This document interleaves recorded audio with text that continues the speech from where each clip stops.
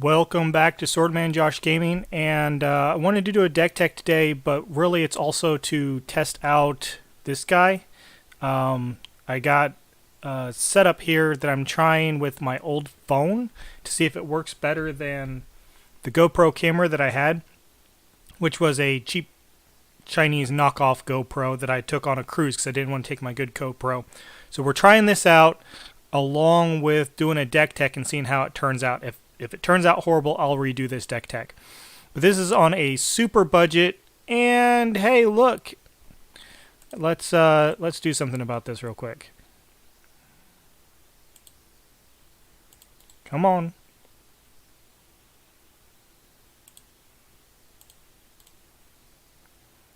Sorry, I should have,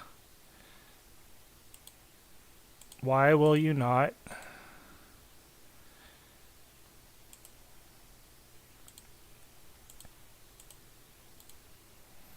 It doesn't like me right now. I'm trying to get it to flip so that way you guys can actually read this.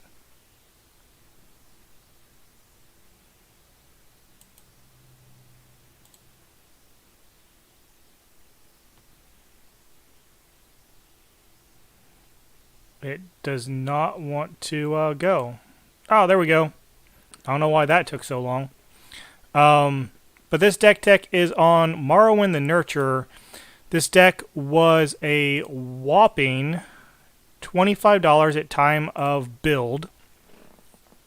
It was $24.90. Welcome to whoever joined. So this was a deck tech challenge, and we'll see how this camera holds up. Morrowind the Nurturer, I just built an elf ball deck for $25. And we'll go through it real quick. We'll go through the creatures first because it's a whole bunch of elves, obviously, and then go through the rest of the supporting. There's a ton of upgrades that you can do to this deck to make it better, but Morrowind was the way I went, and it worked out. It worked out great, actually. So, for those of you who don't know what Morrowind does, she's 1 green and 2 colorless. Whenever another elf enters the battlefield under your control, you put a +1/+1 on Morrowind, and then you can tap her for green mana equal to the number of, her power. So it's 1 plus the number of counters on her. So it could get out of control quick. So the deck that I built, first off, you'll say, hey, Josh, Findhorn Elves isn't a budget card. You're right, it's not. I didn't take the time to go pull a Mystic Elves out, so this was my placeholder for that. It does the same exact thing. So this is a Mystic instead of a Findhorn Elves. I just happened to have this one handy when I was trying to put it together. So 1-drop Elves, Findhorn Elves, Llanowar Elves, again just tapping for mana, Elvish Sky Sweeper, which is great for destroying flyers. There's 2 ways of destroying flyers in this deck, and that's it. This is one of them. Copperhorn Scout, which this one's amazing because when it attacks, you get to untap all of your creatures so that way they can play defense, so you can swing out and then play defense so you don't die to a crackback. Nurture Initiate, whenever you play a green spell, you can pay 1. If you do, target creature gets +1/+1 until end turn, which means that you can temporarily grow Morrowind. So that way you can tap her for more mana during, so you can attack with her when she's bigger or be able to tap for more mana with her. 2-drop Elves, Pollenbright Druid, so again, +1/+1 counter and proliferate synergies. There's a bunch of +1/+1 stuff in this deck. So the proliferate works very well in this. We have Nissa's Chosen, which is just a 2/3 for 2. And if it happens to be put into the graveyard from the battlefield, you put it on the bottom of your library. Multani's Acolyte, good old Urza's Block Elf. It's basically 2 green for a 2/1 to draw a card. However, if you're not using the mana for anything else or you're mana flooded, you could go ahead and pay that echo cost and keep it out there. Otherwise, it's just 2 mana, draw 1. There's not a lot of draw in here, which is one of the downfalls of it. And something that, like with Beast Whisperer or things of that nature, are the immediate upgrades that you'd want to do for this deck. We're playing Elvish Visionary, which is just a 1/1 for 2 and draw a card. Thornweld Archers, there's 3 ways to deal with flyers. Thornweld Archers is the next one. Reach and Death Touch for a 2/1 for 2. Druid of the Cowl, just a 1/3 taps for green. Wireward Herald, this one is actually our only tutor in the deck because we're going super budget. So when it's put into the graveyard, it's a 1/1 for 2. But when it's put in the graveyard, you get to search your library for any elf card and put it into your hand and then shuffle your library. So it's our only tutor in the deck. Elvish Vanguard, when another elf enters the battlefield, put a +1/+1 counter on Elvish Vanguard so it can get out of control and grow quickly, just like Morrowind. Well-Wisher for some life gain. Tap it, gain a life for each elf on the battlefield. Rin's Run Vanquisher. This one's an amazing early game card. It's a 3/3 Death Toucher that can be for 2. You just have to have another elf in your hand. You're playing Elf Ball. You're going to have another elf in your hand. So it's a 3/3 Death Toucher for 2, which is absolutely amazing. Kujar's Seed Sculptor. When it enters battlefield, put a +1/+1 counter on target creature, so it allows you to grow Morrowind. First Elf Lord in the 3-drop is Imperious Perfect. So other elves you control get +1/+1. However, the big part of it is you a green mana and tap it and you create a 1/1 green elf token, which grows Morrowind and does a whole bunch of other things in the deck too. So making extra elf tokens every turn is absolutely amazing. Next is Elvish Rejuvenator. So when it comes into play, look at the top 5, reveal a land, put it on the battlefield tap. So it's land ramp. Jagged Scar Archers is another way of dealing with flyers. It's equal, power and toughness is equal to the number of elves you control, and you can tap it and you can deal damage to a flyer equal to its power. It's not a fight card, it's a punch card. So it's even better. It can just wipe out flyers easily. Rex Sage needs no explanation. Titania's Chosen, amazing card in here because this is one that the +1/+1 are actually counters, so it's not until end of turn. So whenever a player successfully casts a green spell, and that's any player. So if you have another player in your commander game playing green, this can help you get out of control super fast. So whenever a player successfully casts a green spell, put a +1/+1 counter on Titania's Chosen. She grows quickly. Llanowar Visionary, new from Core 21. It's a Llanowar Elves and a Elvish Visionary slammed together. So for 3 mana, you get a draw card, and it's a 2/2 that taps for green. Llanowar Tribe. It's 3 Llanowar Elves slammed together. Evo Sage. Whenever a land enters the battlefield under your control, proliferate. This has a nice little synergy to another card, and I'm going to pull it right now. Fertilid. So, if you're playing ultra budget, these 2 cards, with as much mana as you're producing, basically quickly pulls every single one of your land out of your library. So for a green and a colorless, you can remove a +1/+1 counter from Fertilid, search your library, put a basic land card on the battlefield tapped, which is great. It starts off with 2 of them, so you down tick it, it becomes a 1/1.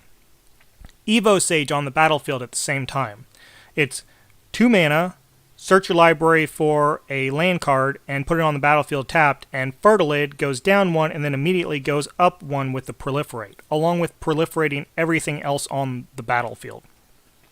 So this is an absolutely amazing combo. There's another way to get to it also. It's with, I'll have to remember, but there's another way that we can do that. There's another, I can't remember what it is off the top of my head, but that's the easiest way, is with Evo Sage. Then we have Ivy Lane Denizen. This one's absolutely amazing. Whenever another green creature enters the battlefield under your control, put a +1/+1 counter on target creature. This works very well with our Elf Lord that allows us to make an elf every turn. So we get to make an elf every turn because this is not cast a green creature. It's a green creature entering the battlefield. So that means that we get a 1/1 Elf Warrior every turn, and we get to put a +1/+1 counter on something else with this on the battlefield. Our next Elf Lord, okay, so we have 4 ways. I forgot how many ways there were to deal with flyers in here. This one's a 3/4 with reach, and of course, as a Lord, all other elves get +1/+1. And the nice thing about this also is it's life gain for grindier matches. Whenever it attacks, you gain 1 life for each attacking elf you control. So it's great if you can make him unblockable or make him so big that nobody wants to block him.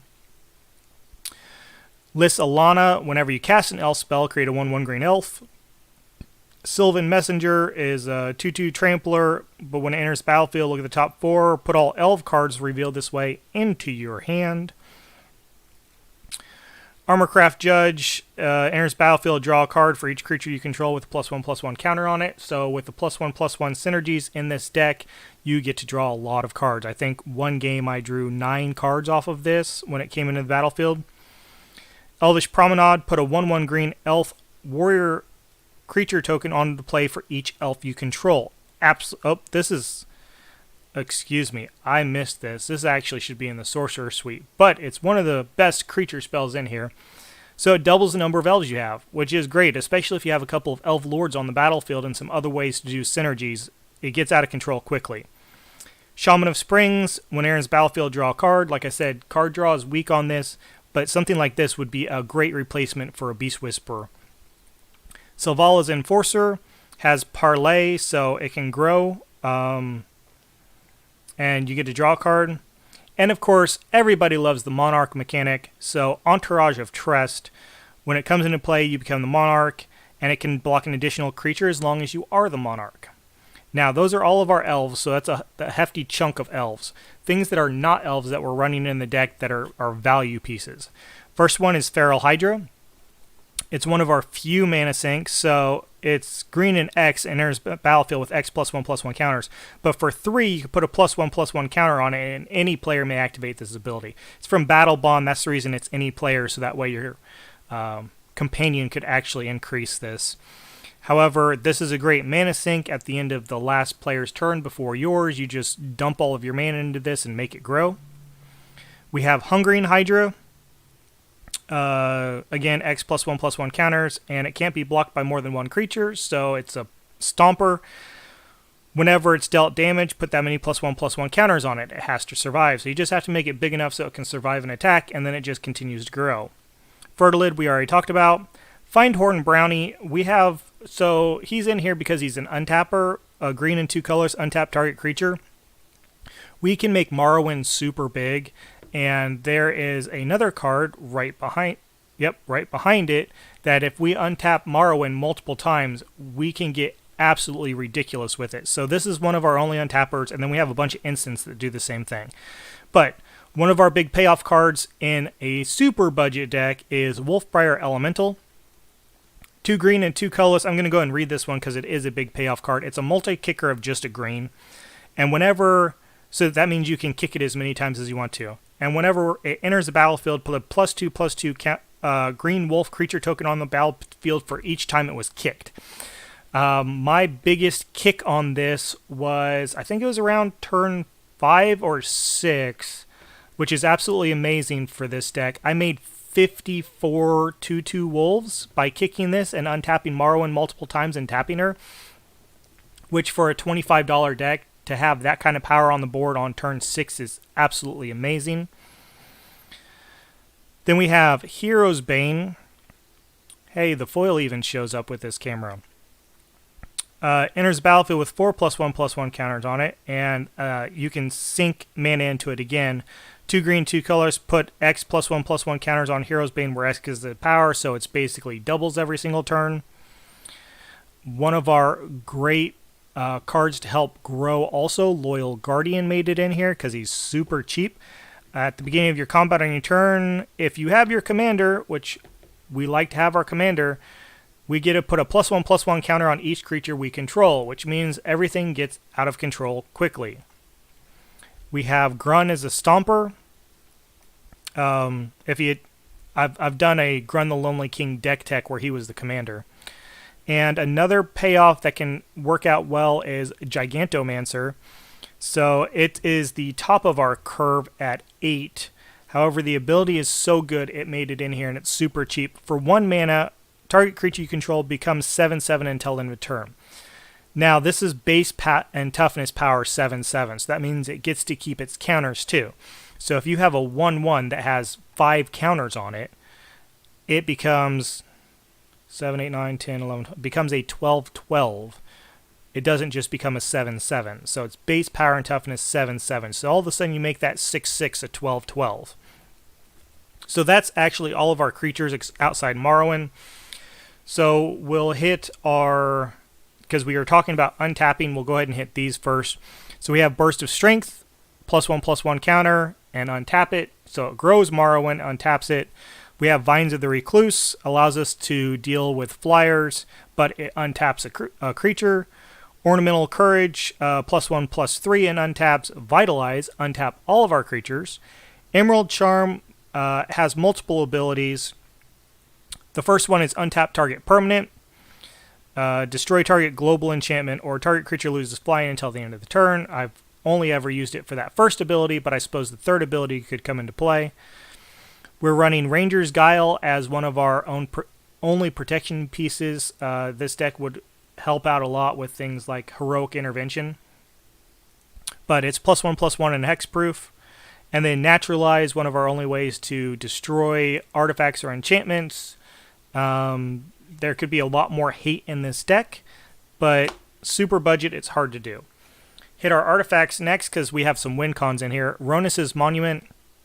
Obviously, we're a creature-based deck, but creature spells cost 1 less. And whenever you cast a creature spell, a creature gets +2/+2 and trample until end of turn. So this is a great way to temporarily buff Morrowind, to either swing with her or to produce a lot more mana. We have Seer Sundial, one of our few other ways to draw cards in here. So it has landfall. Whenever a land enters the battlefield, we can pay 2 if we do draw a card. It really sucks, but it's one of our few ways to draw. And one of our win cons is Dragon Throne of Tarkir. So it's an equipment, and so you equip it to a creature, and it has Defender. But for 2 mana and tap it, other creatures you control gain trample and get +X/+X until end of turn, where X is the creature's power. Morrowind typically gets above 20 power, so that means that for this, you take all of your little weenies and you turn them into 30, 30, 40, 40. A 1/1 that can swing as a 30/30 trampler is absolutely amazing. And you have a whole fleet of those to be able to swing out with. So this is one of our main win. This is basically our win con here. So spells, sorceries, we have Rampant Growth, just mana ramp. Grow from the Ashes, mana ramp. Broken Bond. Destroy target artifact or enchantment, so there's 2 ways, and mana ramp. Harmonize, draw 3 cards, a green staple, and Biogenic Upgrade. A little costly, but has a great ability here. You put a +1/+1 counter on up to 3 targets, and then the 3 targets, or how many targets you chose, you then double those counters. So if Morrowind's a 14/14, put a +1/+1 counter on it along with a couple other things, then you can double Morrowind's +1/+1 counters to make her a 30/30. So absolutely amazing. Last is, except for the mana, we have our enchantments. So Elvish Guidance, very interesting card, very elf-centric. Whenever enchanted land is tapped for mana, its controller adds green to her mana pool for each elf in play. So it can get out of control quickly and can also tap a lot of mana into the Skullbriar Elemental. Retreat to Kanzdu. Oh, this is the other one that we can use with Fertilid. It's an enchantment. So it also has landfall, just like the Proliferate. And whenever a land enters the battlefield, you could choose one of these. You can either gain 2 life or put a +1/+1 counter on target creature. So if you have this in play and you have Fertilid, that means that you can then go start pulling all of your lands out of your library, so that way you pull nothing but gas for the rest of the game. Presence of Gond, just an enchant creature. You tap it and create a 1/1 green elf creature token, so it just creates either chump blockers or just starts proliferating into multiple green elf tokens. Colossal Majesty, Morrowind is generally always bigger than 4, or you have something else that is. On your upkeep, if you control a power of 4 or greater, draw a card, so it allows us to draw 2 cards per turn and allows us to get through our deck. Blanchwood Armor, again, great for pumping something up. We are running a lot of basic forests, so it gets +1/+1 for each forest you control. And Kilhenny Hard Expedition is just another landfall card, but it turns into mana ramp. So that's what we have. We are on a super budget, so we don't have a lot of fancy lands. We have a couple non-basics. Rogue's Passage. Obviously, if Morrowind's huge, we can one-shot somebody with commander damage.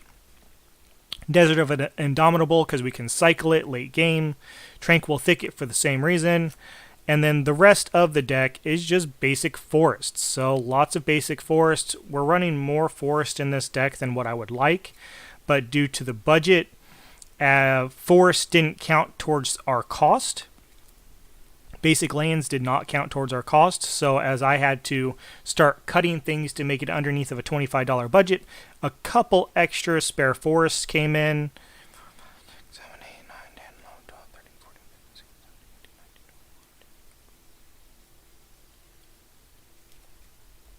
So we're running a typical 36 land deck, 33 of them being forests. However, with as much mana as Morrowind can make, you can easily cut this forest count down. But we do have a couple of synergies to be able to pull these out quickly as well. So if you like this deck tech, this is ultra budget, $25. Also, let me know what you think of this camera setup, whether it was blurry or not. I think when I get the cards close enough, they're nice and clean, at least at the screenshot that I'm looking at. So let me know what you think. And if you want to see other deck techs,